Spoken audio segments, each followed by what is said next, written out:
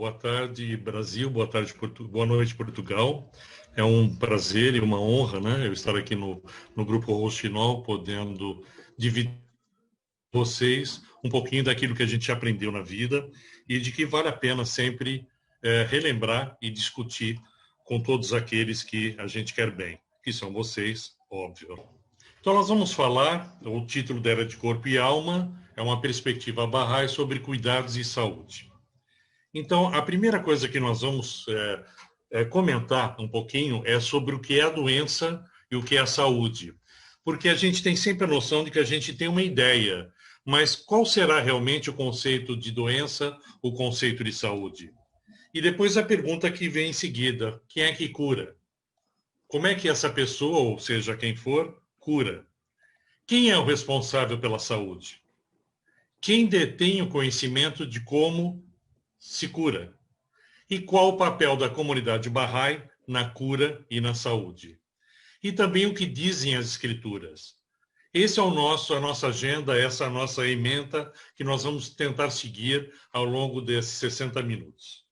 Então, eu vou começar com a primeira pergunta que todo mundo fala. O que é uma doença? Uma doença, em termos de definição científica, é uma condição de anomalia que afeta negativamente o nosso organismo, ou a estrutura ou função de parte do nosso organismo, e que não é causada por nenhum trauma físico externo. Por que isso?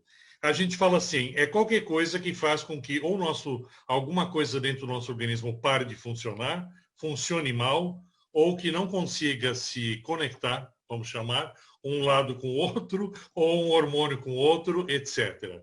E que não é causado por um trauma físico. E trauma físico externo, para nós da área de saúde, é chamado de agravo. Então, se nós temos um acidente de trânsito, ele é um agravo. Um atropelamento é um agravo. Um tiro que alguém recebe também é um agravo. Significa que o corpo dele vai estar com alguma doença. Não é bem uma doença, ele vai estar com um dano. Por isso que é chamado de agravo.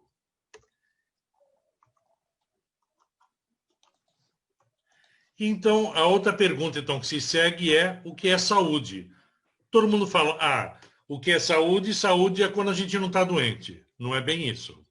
A saúde, ela tem uma definição que ela implica, nessa definição, alguns aspectos que são legais, sociais, econômicos, que interferem em estado de saúde doença. Então, a definição que é mais difundida, que a gente vai encontrar pela internet, em qualquer lugar, é a daquela que está na Constituição da própria Organização Mundial da Saúde.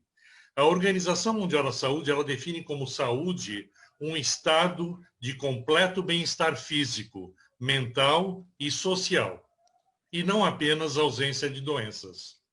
Então, ao contrário do que a gente imagina, saúde não significa não ter doença. Significa estar em completo bem-estar físico, mental e social.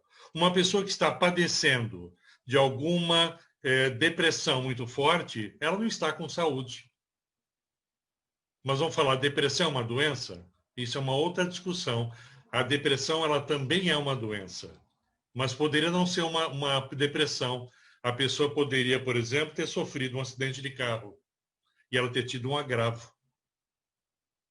Então, o conceito de saúde, ele, pela OMS, ele abrange o completo bem-estar físico, mental e social. Só que hoje em dia, todos os sanitaristas, todos aqueles que estudam saúde no mundo, eles consideram essa definição ainda muito fraca, muito pobre, porque nela está faltando alguns elementos fundamentais. Não há saúde se a pessoa não tem uma espiritualidade, se ela não está bem espiritualmente. Não há saúde se ela não tiver a sua religiosidade muito bem definida e muito bem tratada. E ela também não vai estar bem se existem outras condições econômicas que fazem com que ela não esteja bem. Então, saúde é um conceito muito amplo que envolve não só o que a OMS fala, mas também outros conceitos, outros atributos importantes para a constituição daquilo que é chamado de saúde. Muita gente fala um diabético. O diabético ele tem uma doença crônica. É uma situação crônica. A pergunta é, então ele nunca tem saúde? Não, ele tem saúde. Se ele está bem, em completo bem-estar físico, ele está mentalmente, socialmente muito bem, espiritualmente maravilhoso, de bem com seu Deus, né? Que é muito importante estar bem com Deus. Então significa que ele está bem, ele tem saúde. Ele pode estar diabético, ser diabético, mas isso não impede dele ter saúde. A Constituição brasileira, em 1988, a Constituição chamada Cidadã, é aquela que trouxe para nós, para os brasileiros, me perdoem os portugueses por eu falar um pouco do Brasil, mas eu acho que é um bom exemplo daquilo que nós vamos falar sobre sistema de saúde e tudo aquilo que as pessoas têm ideia e as que elas não têm ideia, mas que vivem uma realidade. A Constituição brasileira, chamada de Constituição Cidadã, ela foi de 1988, dela o artigo 196, ela diz o seguinte, que a saúde é um direito de todos e dever do Estado, garantido mediante medidas políticas, sociais e econômicas que visem a redução do risco de doença e de agravos e ao acesso universal e igualitário às ações e serviços para sua promoção, proteção e recuperação. Isso é um texto muito claro. Todo brasileiro devia saber de cor esse artigo 196. Ele garante que toda pessoa que estiver dentro das fronteiras do Brasil, ela tem acesso total, igualitário, universal a todo e qualquer serviço de saúde, às ações de promoção à saúde, de proteção e de recuperação da saúde. Para isso, a Lei Orgânica da Saúde, de 1990, no artigo 198, ela diz que as ações e serviços públicos de saúde integram uma rede regionalizada e hierarquizada e constitui um sistema único, chamado SUS, Sistema Único de Saúde. E ele é único, eu já vou falar isso novamente. Organizado de acordo com as seguintes diretrizes. Em primeiro lugar, ele é descentralizado. Significa que os três níveis de poder do Estado, que é a federação, o governo estadual e o governo municipal, cada uma dessas esferas tem uma ação dentro desse sistema único de saúde. O atendimento, ele é integral, significa de ponta a ponta, desde que o indivíduo, até piorando a situação, desde que ele nasce, ele vem ao mundo, desde o seu parto até o seu funeral. Tudo que estiver no meio está englobado no Sistema Único de Saúde. Com prioridade para as atividades preventivas, sem prejuízo dos serviços assistenciais, que são fundamentais para manter o indivíduo integrado à sociedade.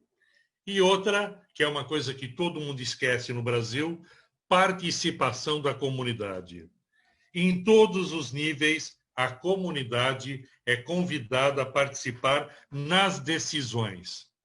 E isso que eu quero ressaltar. Então, eu vou ressaltar duas coisas fundamentais. O sistema é único de saúde. Não existem dois, não existem três. Alguém vai me falar, mas eu tenho meu convênio médico. O seu convênio médico está dentro do SUS. Porque o SUS significa tudo o que você imagina. A água que você bebe é SUS. É o SUS que está cuidando do que está na sua água, a quantidade de cloro que foi jogada, se a tua água está limpa ou suja. O saneamento básico todinho também está incluído no SUS, todo o tratamento de esgoto está lá. Todo alimento que passa por um processo, seja na agricultura, por exemplo, inseticida, maneiras de se plantar e se colher e se distribuir no mercado, tudo isso é vistoriado pela vigilância sanitária, pela vigilância agropecuária. Então, tudo isso é SUS. Eu bebo SUS, eu durmo SUS E, pasmem, nós respiramos SUS, porque o controle do ar que nós respiramos também é responsabilidade do SUS.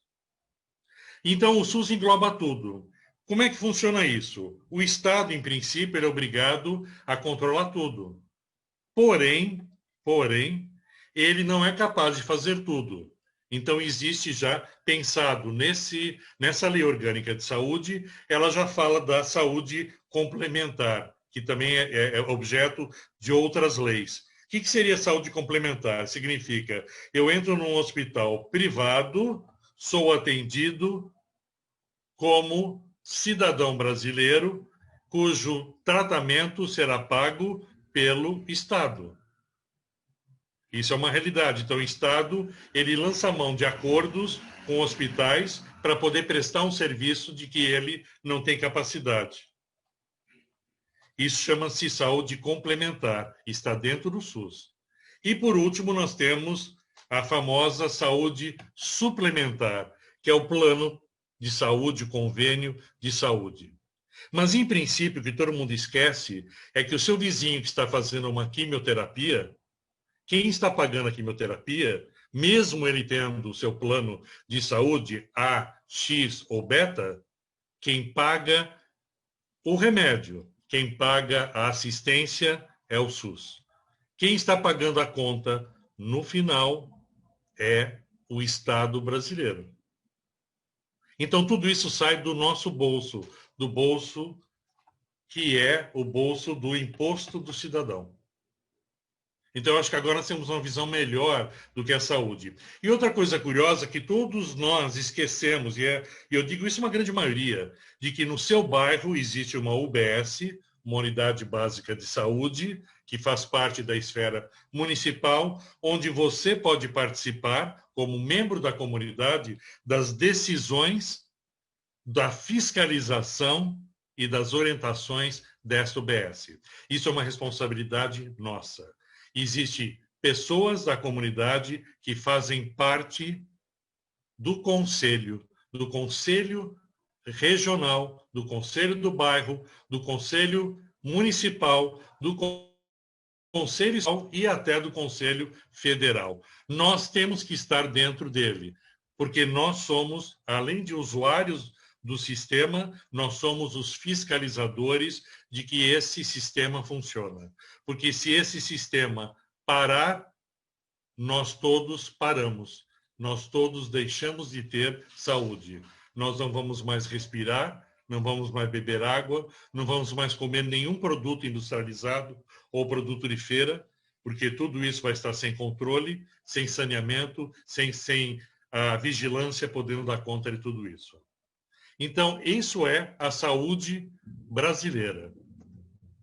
Agora vem a pergunta. Então, visto tudo isso, nesse panorama, quem é que cura alguém? Será que é o médico? Muitos dizem, o médico cura. Mas será que o médico sozinho, sem uma equipe multidisciplinar de saúde, ele consegue fazer cura? Eu te afirmo que não. Num hospital, um médico sozinho não faria nada, porque ele precisa de enfermeiros, ele precisa de fisioterapeutas, ele precisa de vários profissionais que fazem parte da equipe multidisciplinar de saúde.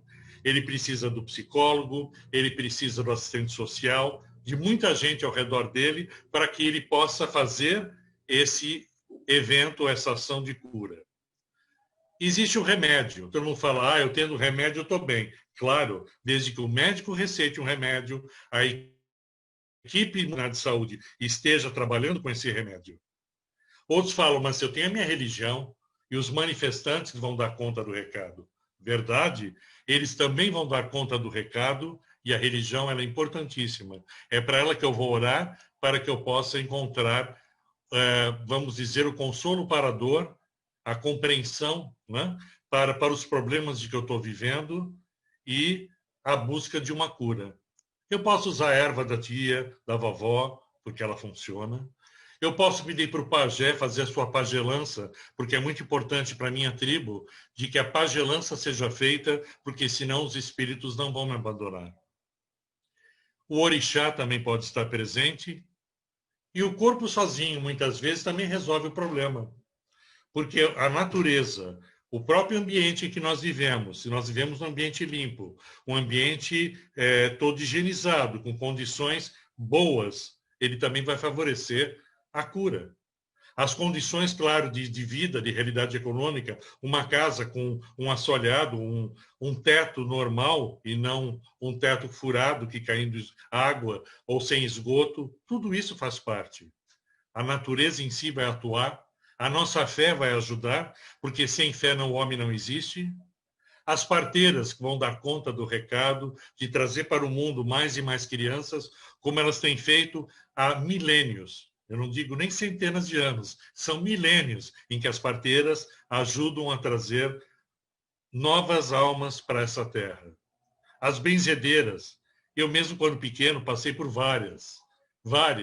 Elas também têm o seu papel fundamental na cura. As terapias orientais, as não convencionais, etc.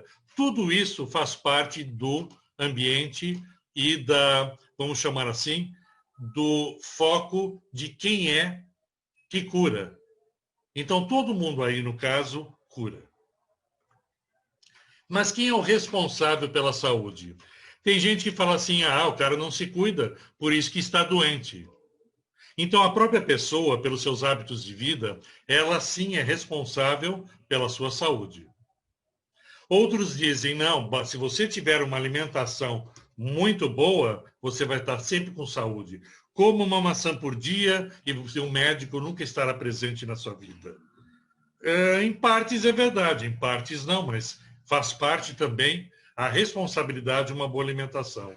O exercício físico, que ele é fundamental, porque senão nós vivendo um sedentarismo, nós vamos trazer e atrair para nós condições desagradáveis de saúde, né? E algumas consequências graves, como diabetes, hipertensão, problemas cardíacos, obesidade. A medicina, com as suas vacinas e medicação, fundamental, apesar de que as vacinas são contestadas por alguma classe de médicos. Eu recebi essa semana um vídeo com médicos da Europa, é um vídeo de quase que 25 minutos, em que eles todos contestam as vacinas. Eles dizem que nós não precisamos delas. Eles acreditam que nós, em contato com os agentes causadores das doenças, automaticamente o nosso organismo se defenderá e ponto final. E que a vacina enfraquece o nosso corpo. É uma tese, é uma ideia deles. Felizmente, nem todos os médicos pensam assim. A medicação que faz parte também da responsabilidade pela cura.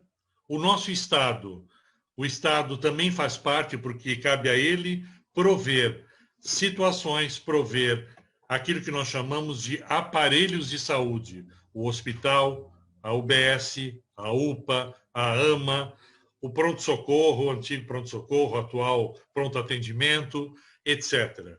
E também a comunidade social que nós vivemos e também a religiosa, pois ela está nos dando o nosso apoio, o apoio que nós precisamos da religião, da nossa fé e do nosso grupo social. Quem detém, então, conhecimento sobre a saúde das pessoas? Nós sempre falamos, o sistema de saúde tem todo o conhecimento e a ciência tem todo o conhecimento. Muita gente confunde medicina com ciência. A medicina não é que ela não é ciência, mas a medicina é uma arte. É uma arte que usa a ciência como base de sua atuação. Então, o médico, ele não é um milagreiro. O médico usa a ciência e se baseia na ciência para proporcionar os serviços de cura, identificação e prevenção de doenças. A religião também detém conhecimento sobre a saúde. Muitas religiões falam de alimentação, de conduta reta do indivíduo, conduta moral, e que isso implica também numa saúde, uma saúde mental, uma saúde de alguma forma. Os sacerdotes que também auxiliam as pessoas a serem guiadas na sua fé. Os manifestantes que, pela todo o histórico que eles nos trouxeram através das suas ações junto às comunidades, enquanto encarnados, eles também nos passaram muitas orientações de saúde. As próprias pessoas também detêm um conhecimento de saúde. Você sabe o veneno que você não pode tomar, você sabe que não pode fumar, você sabe que faz mal a bebida alcoólica e você também tem esse conhecimento. Se você comer demais, você vai passar mal. Se você beber demais, você vai ficar bêbado, etc. E por último, Deus que sabe de todas as coisas.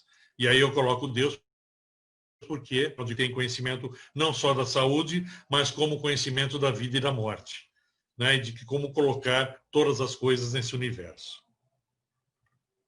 Em termos de alimentação, e eu vou mexer com uma pessoa que é o Mosen que tá aí, o Mosen passou numa das apresentações, falou da necessidade de nós termos uma certa dieta para a nossa espiritualidade.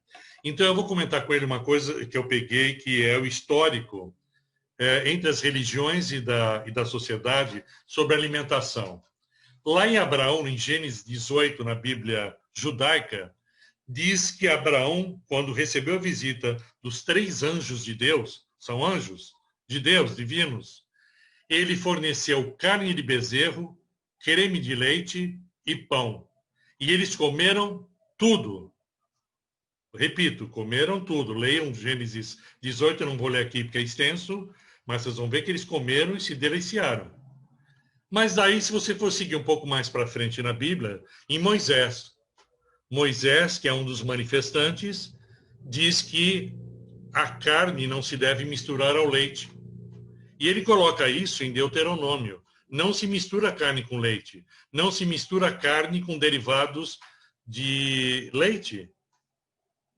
E para isso é a famosa comida kasher. E para isso, vários defensores do judaísmo, eu posso dizer isso porque eu fui criado nessa cultura, eles chegam a fazer experiência, dizer, se você colocar, por exemplo, num copo de leite um pedaço de carne, ela vai apodrecer. Tá vendo? Faz mal. Mas a lei ela é clara, diz, você pode comer o leite, tomar o leite ou comer o queijo numa refeição antes de comer a carne, mas nunca junto, porque faz mal. Daí eu perguntei para vários rabinos, desculpe colocar isso aqui, mas eu disse assim, mas meu amigo, como é que você explica de que Abraão deu para os anjos de Deus carne com leite, e eles comeram tudo e foi muito bom, quer dizer que ele envenenou os anjos de Deus? Daí começaram a me explicar aquelas discussões teológicas, me disseram, não, veja bem, é porque Moisés ainda não tinha dado esse conhecimento, Deus não tinha dado esse conhecimento para o povo. Tudo bem. Daí nós vamos um pouco mais para frente na Bíblia, em Mateus 15, 10, 11, lá no Novo Testamento, e Cristo nos diz, o mal não é o que entra pela boca, mas sim o que sai. Pode comer de tudo, meu amigo, desde que você não fale, não ofenda ninguém, não faça nada, come de tudo. Ele é manifestante de Deus, Cristo? Sim, é um manifestante de Deus, assim como Moisés, assim como Abraão. Daí nós vamos mais para frente. Muhammad, ele fala para as pessoas comerem uma comida halal, que é o equivalente ao kasher judaico. Ou seja, você pode comer o porco, muito menos os muçulmanos. Mas os muçulmanos comem frutos do mar, e os judeus não comem jamais frutos do mar.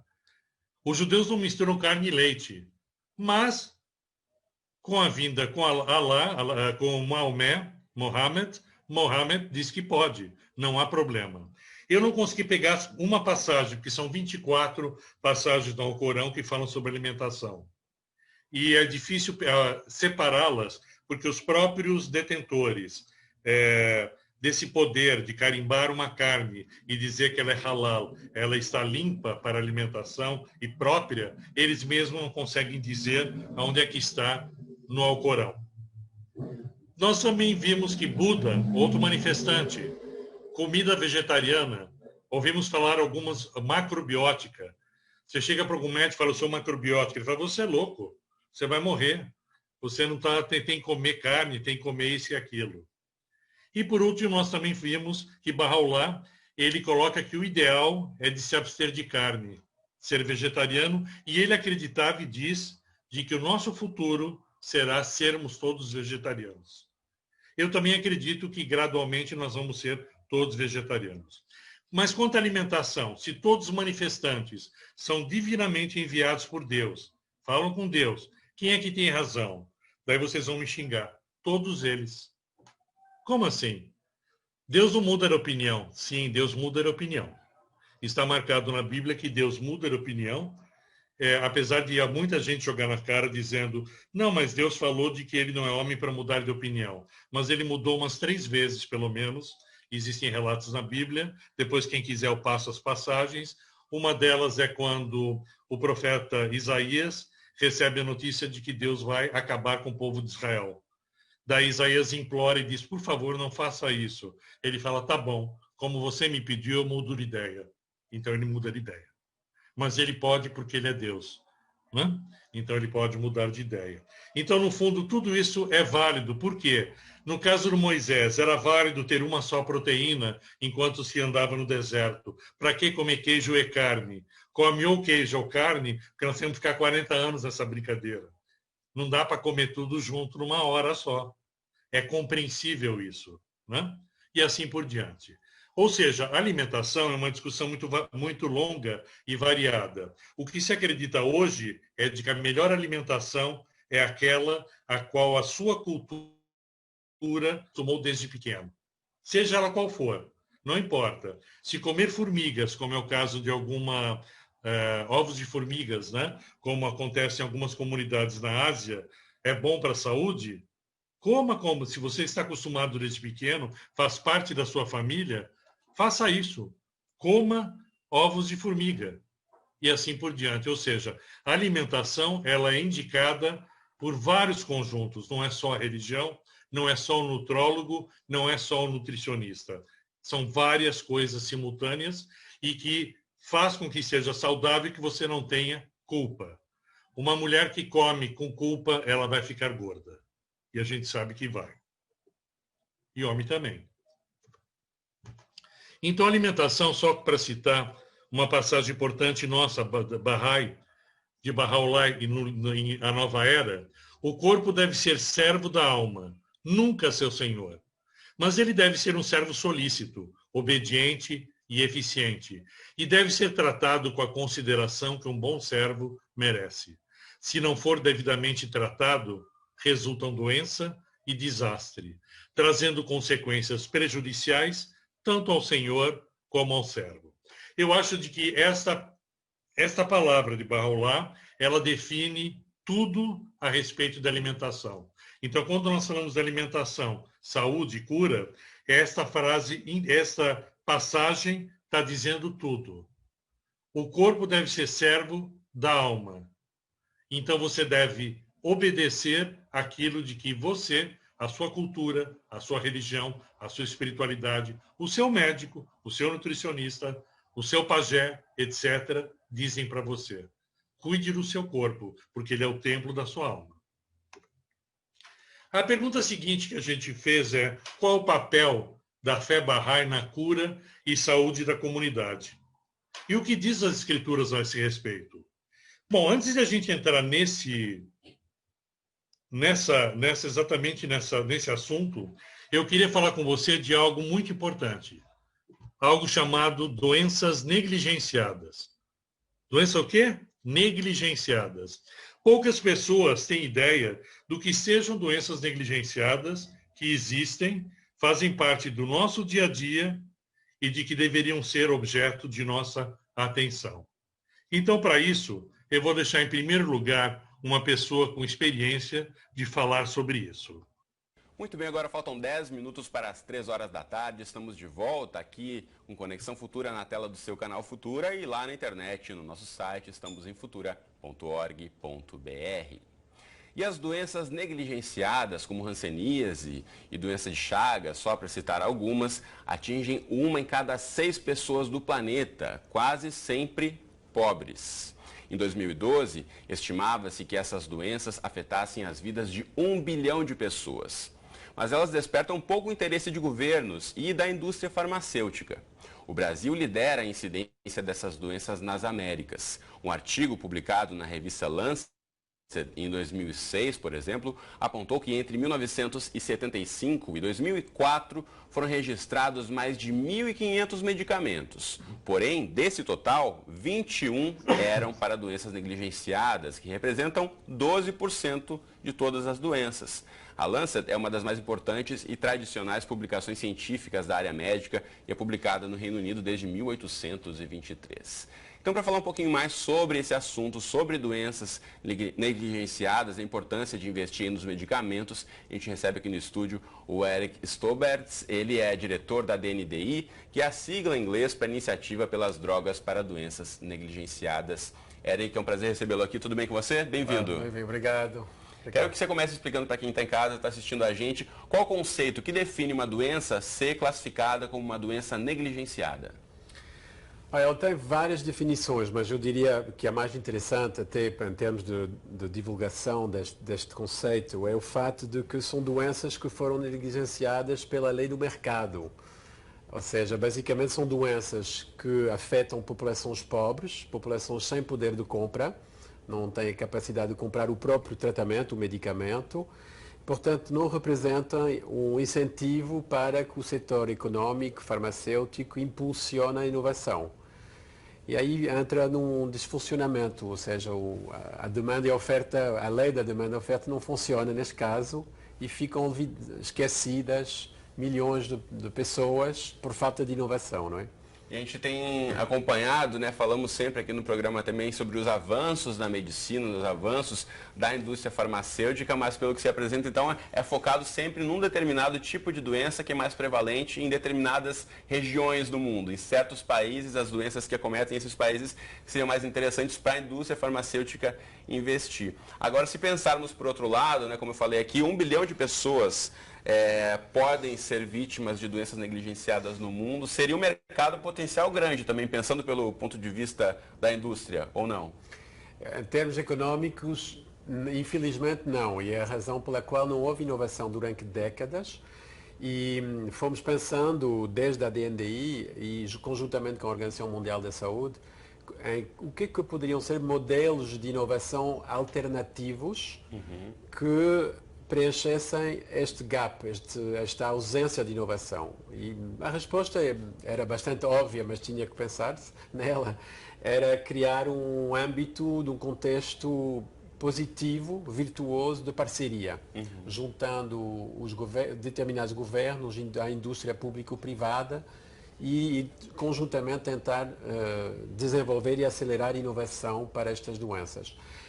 Mas não deixa de ser uma realidade real de saúde pública grave aqui no Brasil, como no resto do mundo.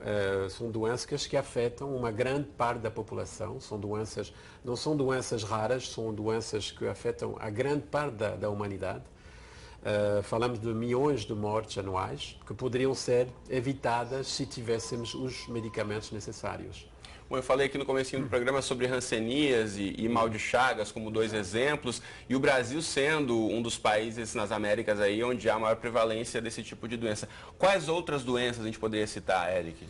Olha, a Organização Mundial da Saúde define uma lista de 17, 18 doenças ditas negligenciadas.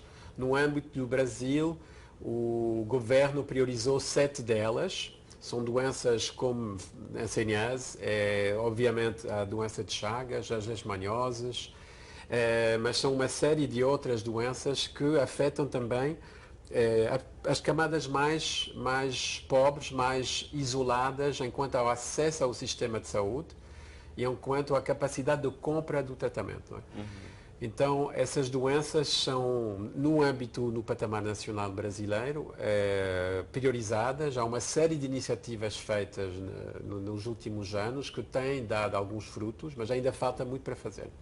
E você falou dessas doenças principalmente em populações, em localidades mais pobres, também por causa do acesso mais deficitário a esgoto, água tratada. Isso tem relação também a essas doenças, principalmente? Muitas delas são doenças que são transmitidas por vetores, por falta de água e saneamento, água limpa, reprodução dos vetores que transmitem a doença e fazem com que elas se desenvolvam e continuem a ser realmente um peso para a saúde pública.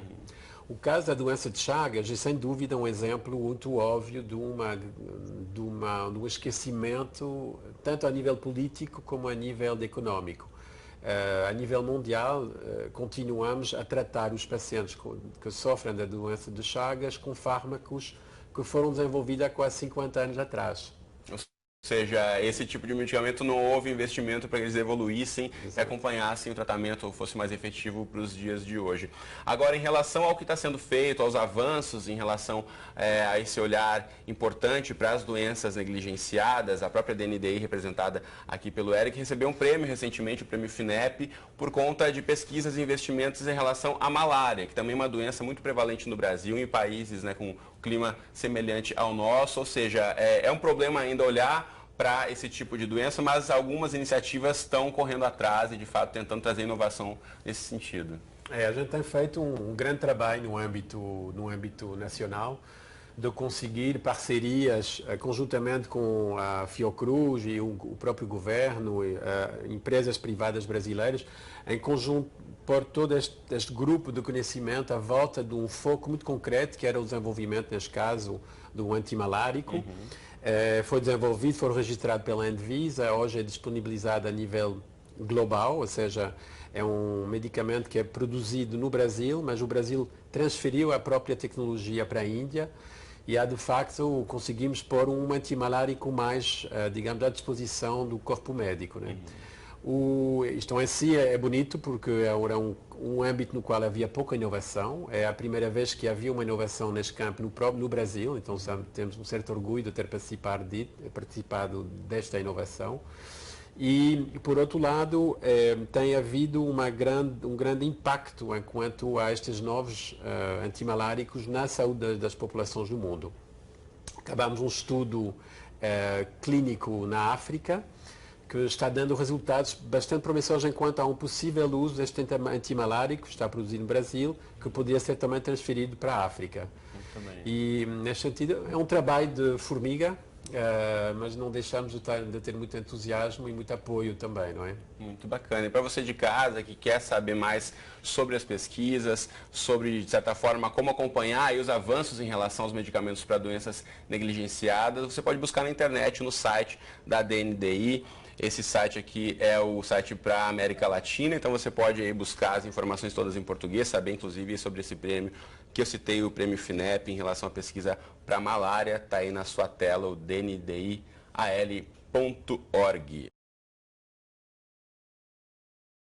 Doenças negligenciadas são doenças que elas não só prevalecem em condições de pobreza, mas elas também contribuem para a manutenção da desigualdade social, já que elas representam forte entrave ao desenvolvimento dos países.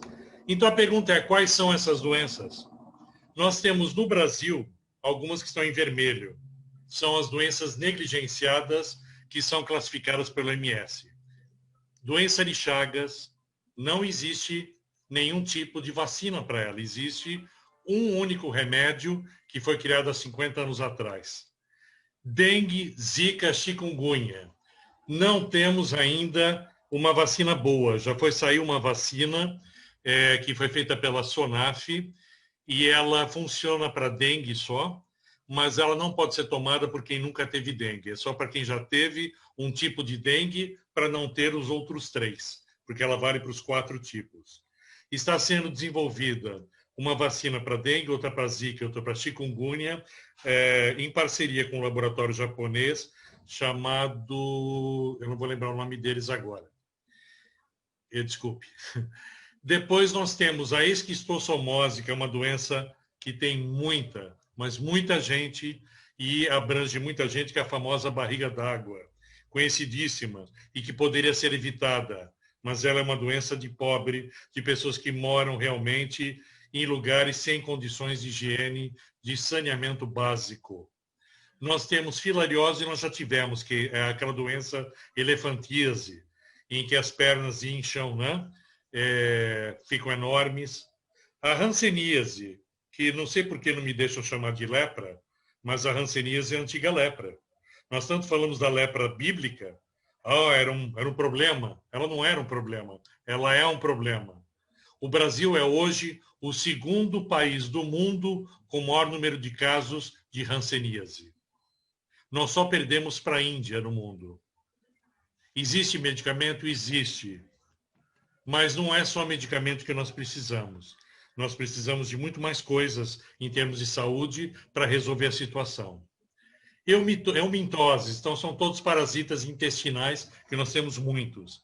A leishmaniose, que atinge cães, e ela pode atingir também, são dois tipos, uma é leishmaniose tegumentar, que atinge só a pele, e a outra é visceral, que mata o indivíduo, destruindo os órgãos internos, conhecida também como calazar.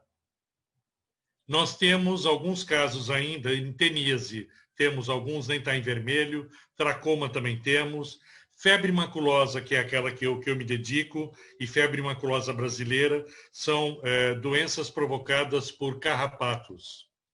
A malária, a famosa malária, em que só temos remédio porque foi criado no Brasil, que é a hidrocloroquina, que é fabricada e exportada.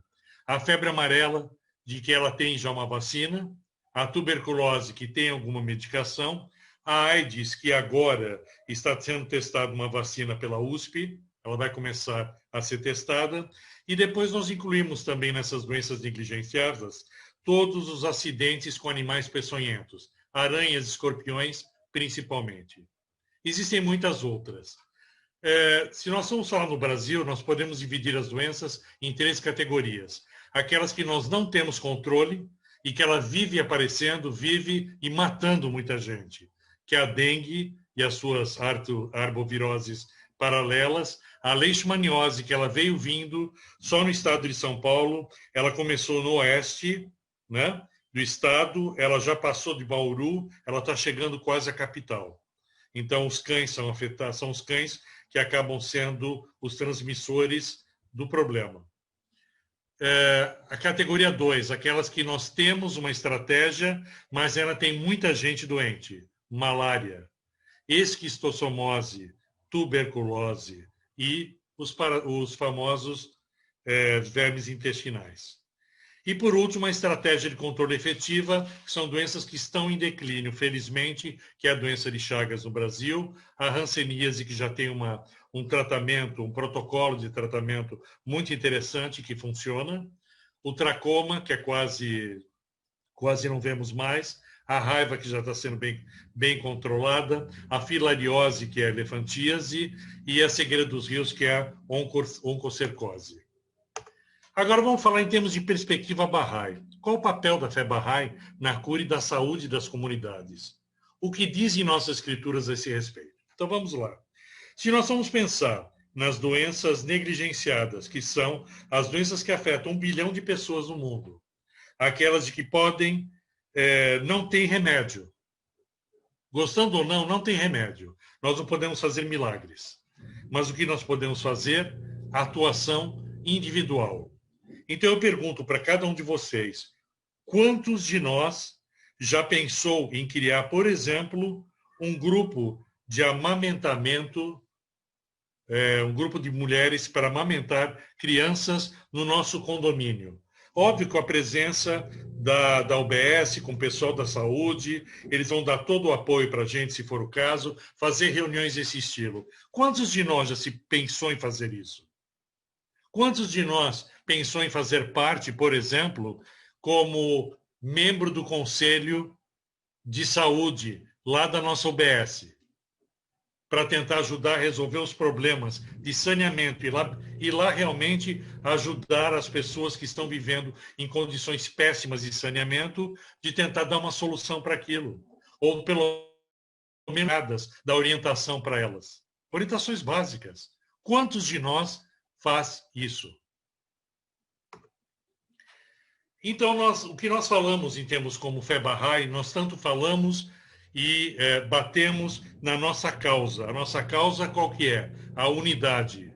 A unidade, nós dizemos que, como diz Bahá'u'lláh, aquele que é vosso Senhor, o todo misericordioso, nutre em seu coração o desejo de ver o gênero humano inteiro, como uma só alma e um só corpo. Esse é o nosso desejo. Mas será que nós fazemos algo Estamos fazendo algo também para que isso possa acontecer? O bem-estar da humanidade, sua paz e segurança são irrealizáveis, a não ser que primeiro se estabeleça firmemente sua unidade. Seleção dos escritos de Bahá'u'lláh. Essa é a nossa meta, é o nosso objetivo. Então, um dos nossos grandes papéis que nós podemos desenvolver e desenrolar nesse mundo para de que haja menor desigualdade, que as doenças negligenciadas diminuam, não porque existe um remédio, mas sim porque existem ações, ações comunitárias, ações de pessoas ajudando os outros a resolverem esses problemas com criatividade, já que não há outro remédio. A ciência não conseguiu ainda resolver. É o caso, por exemplo, hoje que nós estamos vivendo, a nossa pandemia. Quantos de nós, antes de sair de casa, não pensa 4 vezes e fala, vou ficar em casa? Porque se eu ficar em casa, eu não serei alvo de transmissão. E não é de pensar, eu vou pegar o vírus Covid. Significa, eu vou ser usado para transmitir a Covid. Se cada um de nós pensássemos 10 vezes antes de sair de casa, antes de visitarmos alguém, antes de fazermos jantaraços nos restaurantes, e pararmos e pensar, será que eu tenho que fazer isso? Será que não é melhor não ficar em casa pelo bem da humanidade? Para que o vírus não se manifeste e não se espalhe como ele tem se espalhado? Grande parte, 90% do porquê que nós estamos vivendo uma segunda onda é por causa disso. Porque nós não pensamos no outro. Estamos pensando sempre em nós. E nós temos que pensar, em primeiro lugar, na comunidade. Nós somos transmissores, mais do que receptores dos vírus. Que não se vanglorie quem ama seu próprio país, mas sim quem ama o mundo inteiro. A Terra é apenas um país e o gênero humano, seus cidadãos. Se nós pensássemos realmente assim, se o mundo pensasse assim, nós não ouviríamos o que ouvimos dos Estados Unidos dizendo, eu não vou exportar as vacinas. Sede como os dedos de uma só mão, os membros do mesmo corpo. Do mesmo modo que os nossos dedos fazem parte de uma só mão, nós todos, seres humanos, somos membros do mesmo corpo, do corpo humano, da estrutura do ser humano. Vós todos sois as folhas de uma só árvore e as gotas de um só oceano, como dizem as epístolas de Bahá'u'lláh, em Bisharat, nas Boas Novas. Nós todos somos folhas de uma só árvore e, como tal, nós deveríamos agir. Ó filho dos homens, não sabeis por que nós vos criamos a todos do mesmo pó? A fim de que ninguém se enaltecesse acima dos outros. Ponderai no coração, em todos os tempos, de que modo fostes criados, já que vos criamos a todos da mesma substância, deveis ser como uma só alma, andando com os mesmos pés, alimentando-vos com a mesma boca e habitando na mesma terra, a fim de que do imo do vosso ser, através de vossas ações, se manifestem os sinais da unidade e a essência do desprendimento. Bahá'u'lláh, Palavras Ocultas, do árabe 68. O ensino fundamental de Bahá'u'lláh é a unicidade da humanidade. Dirigindo-se ao gênero humano, ele diz, sois todos filhos de uma só árvore e frutos do mesmo ramo. Isso quer dizer que o mundo da humanidade é como uma árvore. As nações e os povos são os diferentes membros ou ramos dessa árvore, e as criaturas humanas seus frutos e flores. Desse modo, Bahá'u'lláh expressou a unicidade da humanidade, ao passo que nos ensinamentos religiosos do passado, o mundo humano era representado e dividido em 2 partes, uma conhecida como o povo do livro de Deus, ou árvore pura, e a outra como o povo da infidelidade e do erro, ou a árvore do mal. A primeira era considerada como a dos fiéis, e a outra como as hostes dos irreligiosos e infiéis. Uma parte da humanidade era recipiente da misericórdia divina, e a outra como objeto da ira do seu Criador. Bahá'u'lláh eliminou isso através da proclamação da unicidade do mundo humano. Será que nós vamos continuar a nos dividirmos no mundo da minha religião, da sua religião? Eu sou aquele que tem os fiéis e você tem aqueles que são os infiéis? E com isso dividir mais o mundo que já é dividido por economia?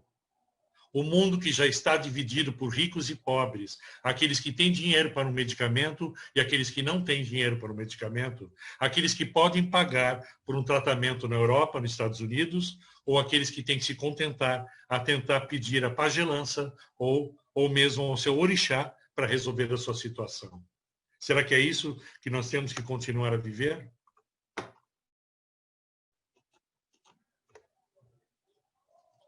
Em toda dispensação, a luz da divina guia focaliza-se num tema central. Nessa maravilhosa revelação, nesse século glorioso, o fundamento da fé divina e a feição que mais distingue a lei de Deus, que é a consciência da unidade do gênero humano. Abdu'l-Bahá, em O Dia Prometido Chegou. Esse infinito universo semelha-se ao corpo humano, no qual todas as partes revelam uma vigorosa interdependência. Vemos como estão interrelacionados seus órgãos, membros e partes, para mútuo benefício e cooperação, e quanto influi um sobre o outro. Semelhantemente estão interrelacionados as partes desse infinito universo, exercendo seus membros e elementos uma influência recíproca, tanto espiritual como material. Abdu'l-Bahá, em resposta a algumas perguntas, páginas 245 e 246.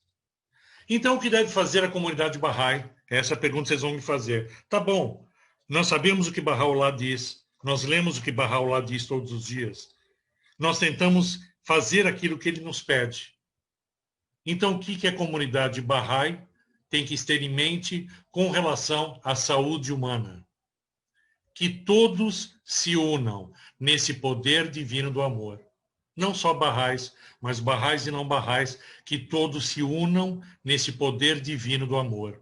Que todos se esforcem para crescer na luz do sol da verdade e refletindo esse luminoso amor entre todos os homens, que seus corações tornem-se tão unidos que possam habitar eternamente no esplendor do amor infinito. Quando amardes um membro de vossa família ou um compatriota, que o seja com um raio de amor infinito. Que o seja em Deus e por Deus. Se qualquer um encontrardes os atributos de Deus, amai essa pessoa, seja ela da vossa família ou de outra.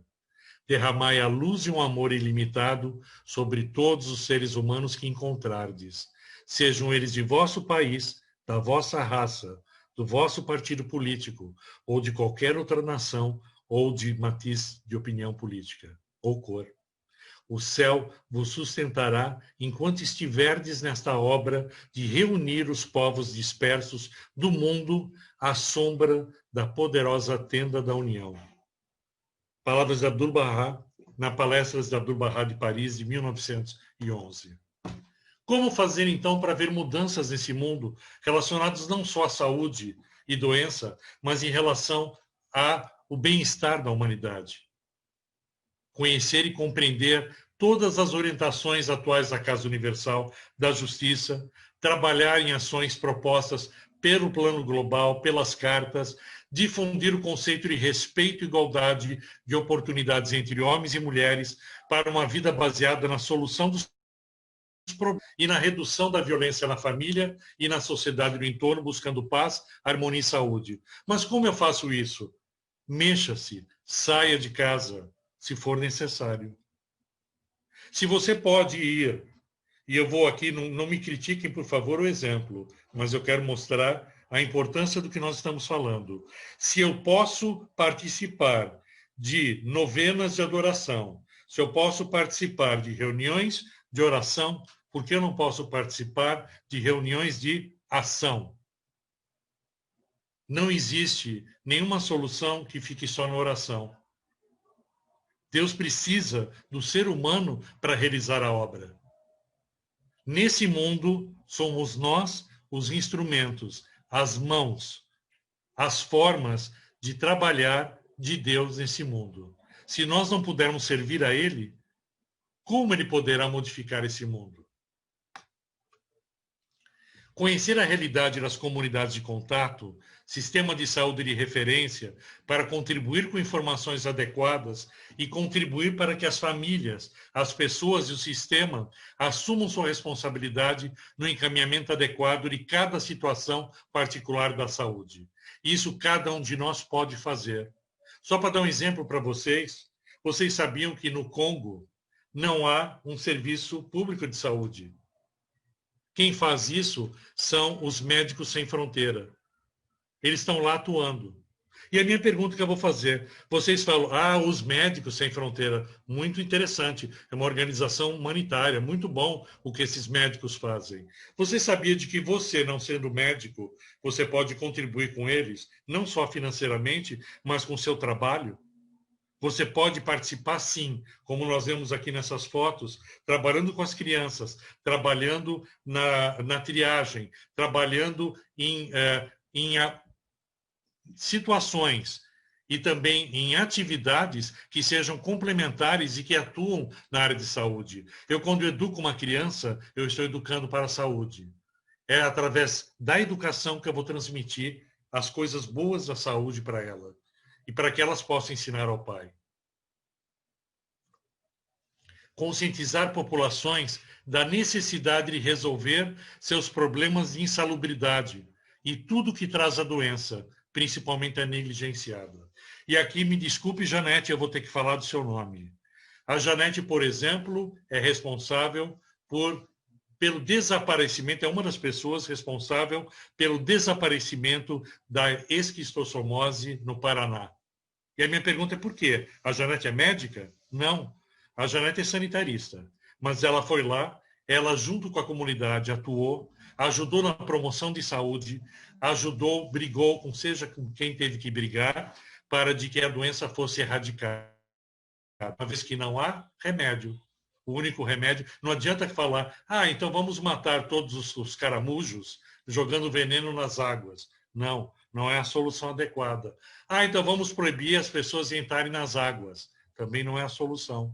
Vamos trabalhar com a comunidade, ensinar para ela como fazer, como resolver, trazer, unir aquilo que é a competência médica, a competência de saúde do local e ajudar essas comunidades a desenvolver. E, Janete, nisso eu te admiro e te coloco como um exemplo de como um Bahá'í pode fazer algo, sim, pelo mundo e pela saúde e pelas doenças negligenciadas. Nós, Bahá'ís, temos todas as ferramentas, todas. Nós temos o Instituto Rui, que nos dá todo o material necessário, toda a estratégia de educação. Nós temos as nossas reuniões devocionais e reuniões de ensino, que podem se transformar em ensino não só da fé Bahá'í, mas sim em ensino de muita coisa. Ensino de que escovar os dentes é importante, ensino de que amamentar tem que ser incluído, ensinar, por exemplo, educação sexual para os jovens e para adultos, ensinar higiene e saúde para todos eles, o trabalho com as crianças, pré-jovens, jovens e adultos, todos podem ajudar. Trabalhar na eliminação de preconceitos, contribuir com a inclusão social e sanitária. E preconceito social é um dos grandes problemas para que as doenças negligenciadas avancem e tomem conta de mais de 1 bilhão de pessoas nesse mundo. Visita aos lares. Nas ações Bahá'ís em vizinhanças e povoados, encontramos problemas de saúde, podemos recorrer ao sistema local de saúde para informar, para buscar informações sobre o perfil de saúde da comunidade local. E após isso, pode-se levar a orientação oficial de saúde para as famílias, manter um sistema de referência com a unidade de saúde e a unidade de educação para aquela comunidade. Nós podemos sim, no nosso condomínio. Meu querido, você tem 5 minutos. Sem problema, estamos chegando lá. Obrigada, meu lindo. Eu que agradeço.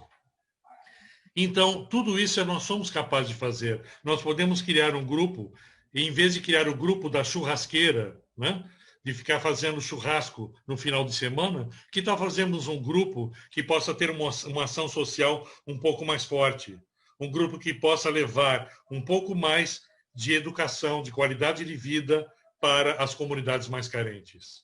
Tudo isso nós podemos fazer. A Casa Universal da Justiça, numa mensagem de 28 de dezembro de 2010, nos diz: sob uma grande diversidade de condições, em praticamente qualquer agrupamento, é possível que um núcleo de indivíduos em expansão possa gerar um movimento em direção à meta de uma nova ordem mundial.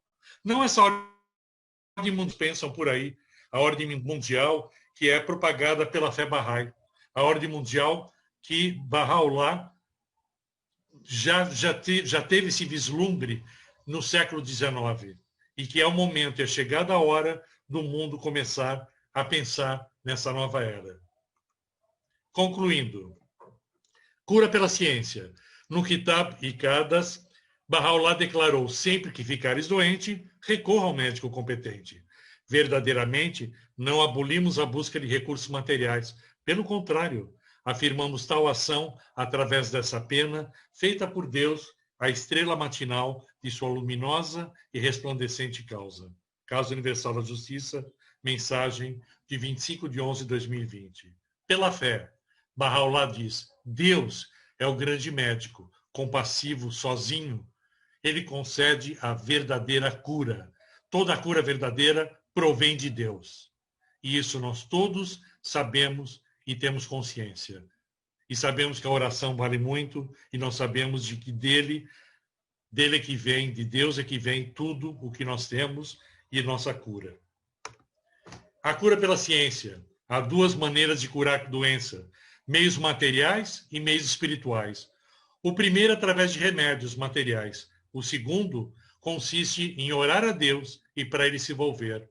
Ambos os meios devem ser utilizados e praticados. Além do mais, não são incompatíveis, e deves aceitar os remédios físicos como provenientes da misericórdia e favor de Deus, o qual revelou e tornou manifesto o conhecimento médico para que seus servos pudessem se beneficiar desse tipo de treinamento também. Abdu'l-Bahá, em resposta a algumas perguntas. E a cura pela oração.